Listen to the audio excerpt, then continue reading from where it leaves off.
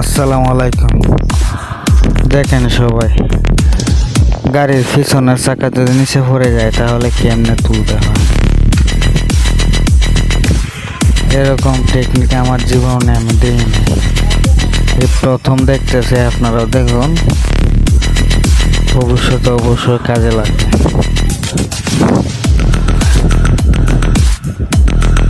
ভালো করে ভিডিওটা দেখবেন, না দেখলে আবার বুঝতে পারবেন না কিছু।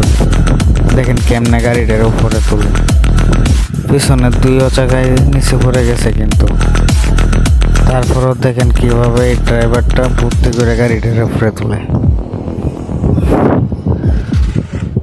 জানার কোনো শেষ নাই,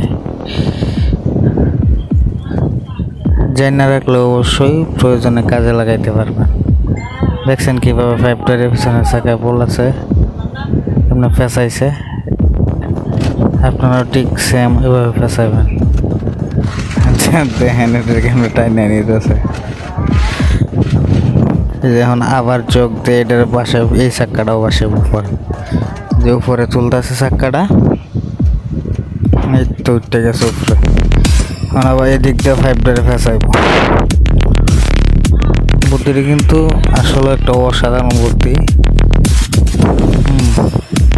এটা পুরোপুরি সবটা ভিডিও দেখবেন, না দেখলে তো অবশ্যই বুঝবেন না কিছু, দেখার দরকার আছে। প্রথমে পিছনে চাক্কা ফেঁসাইছে, তারপর সামনে চাক্কা।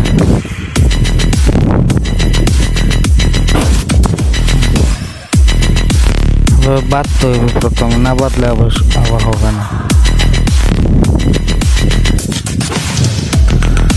ভালো লক্ষ্য করেন, না ওইদিকে একটা ফেঁসাইছে আর এদিকে একটা বাঁধছে।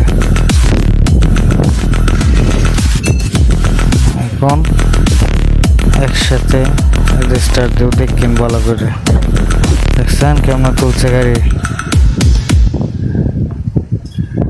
快手，拥抱每一种生 মনে 活。 রাখতে হইব।